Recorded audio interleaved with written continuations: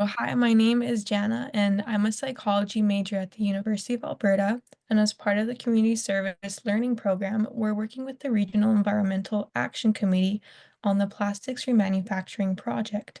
Today, we are interviewing Hanson, who's the founder of Plastic Flux, a small startup in Toronto.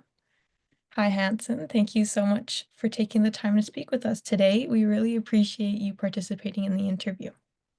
Thanks for having me. Excited to have this conversation. To begin, do you want to tell us a bit more about Plastic Flux? Like Jenna introduced, my name is Hanson. I am the founder of Plastic Flux. We are a small startup in Toronto where, in a nutshell, what we do is we take post-consumer plastic waste and we transform it into household goods, furniture, and building material. Awesome. And then just to go off of that, when did you realize that we need to transform the way we manage plastics, and what made you realize this?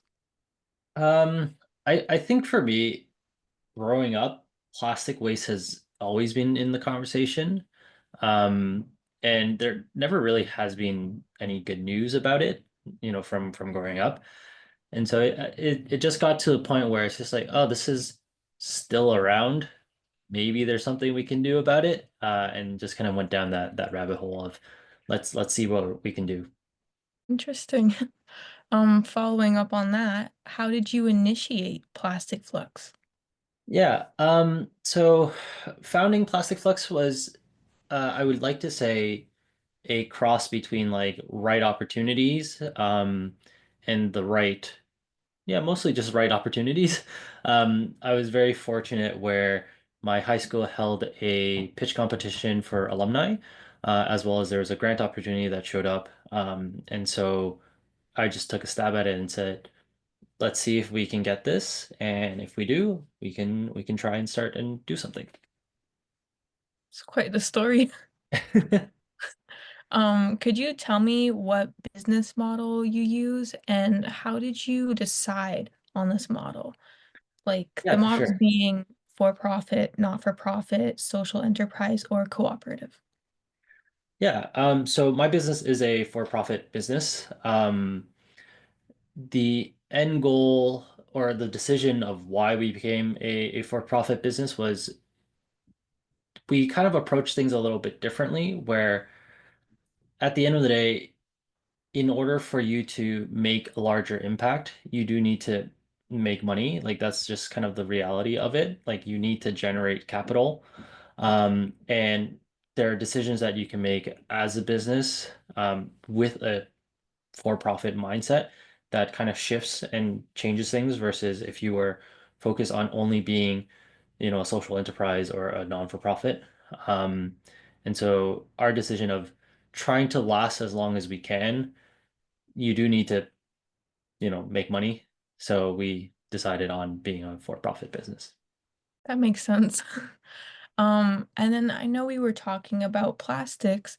So what was the difference between recycling and a business?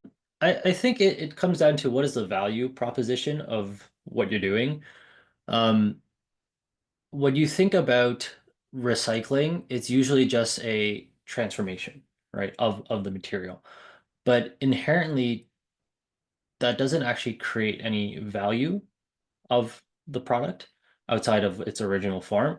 And so when we look at it from a business standpoint, it's what value are we actually providing by transforming the material? And our approach was, well, we are trying to be a designer, furniture material supplier, and we want to be able to provide this to, industrial designers and people like that, so that that's the value that we're creating, and we're being that missing piece in the supply chain, to create that circular economy. Just diving deeper into the recycling side of things, how did you feel about, or how do you feel about plastic recycling logos, like the ones with the arrow circle and a number inside? I think they're actually really good. It informs people of what type of plastic it is. So for myself, especially when I'm sorting through the plastics, there are only certain plastics that I do use. And so with the logo, I'm actually able to identify which one it is. The only issue is that sometimes the logos are very, very small. Like I'm talking like 1 millimeter in size, which makes it extremely difficult to identify, or it's not labeled, or it's a plastic that actually has multiple components into it that are actually different types of plastic, which makes recycling very difficult because you actually have to separate it. Um, but overall, as a whole, I think it's a really good, system. But I think there's also a need for more education on it because I have conversations with people and they're like, "Oh, I actually didn't know about these logos and I didn't know what they meant." So, What's your favorite number of plastics to recycle and why? um, I don't know if I would say I have a particular favorite type of plastic. So the two types of plastics that we use are either number five or number two. And they do have very different types of properties and use cases as well as aesthetics.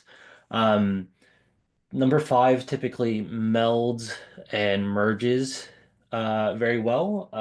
So it ends up looking very like marbly or like things like this, where it kind of like creates very intricate designs versus number two is more flaky and it shows more of like a terrazzo style.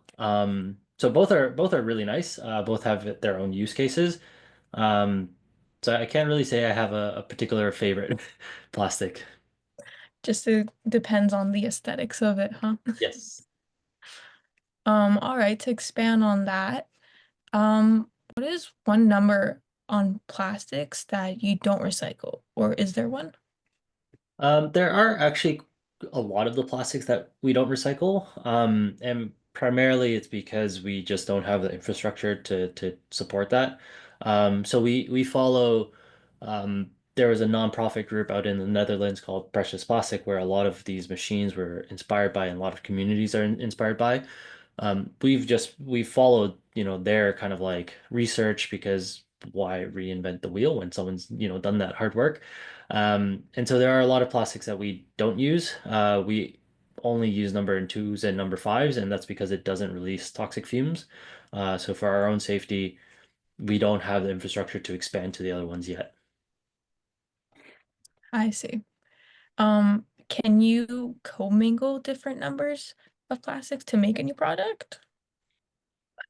I mean, there's two answers to that. There's the can you and there's the should you response. Can you do it? Absolutely. You can definitely commingle it. Should you? Definitely not. Um, when you put the two types of plastics together, it renders the physical properties kind of confusing because you're getting this weird merge of different plastics.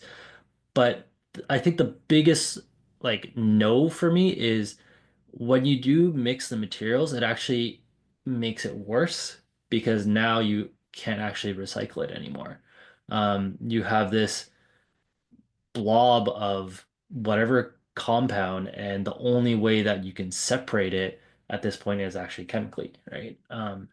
You can't physically separate them anymore. So, uh, can you? Yes. Should you? Definitely not. And I would stand firmly on that hill. It's interesting. I did not know that. Yeah. Well, in addition to plastics and recycling, there's been a lot of focus and discussion on microplastics.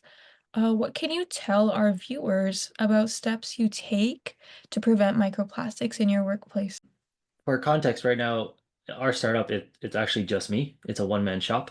And so the steps that I'm taking is just trying to be as safe as I can in as many steps as I can. So trying to capture it, and clean up my space as much as I can so that I'm not leaking microplastics in any capacity. Um, at the end of the day, it's like if you're running a small business or a startup, you only have so many resources. So you just gotta do the best that you can to capture everything that you can. Well, I'm glad you're taking those steps. It's a step in the right direction. Yeah. Now, in your perspective, what is the most important message about plastic? Um, I feel like this might be a slightly bit of a hot take, but I think plastic inherently isn't bad, actually. As a material, there's actually been a lot of good that has come from it. Um, so, for example, like a lot of face masks, those blue ones that you see at hospitals and things like that, PPEs, helmets, these things are actually made from plastic, and they are life-saving in many different capacities. I think the only issues that we have is that we don't have the proper infrastructure to close the loop so that we're ensuring that we're not producing more waste. Um, so it's not bad. It's just we need to figure out how to close that loop so that we're not making more than we need. That's very inspirational. Good message. Thank you.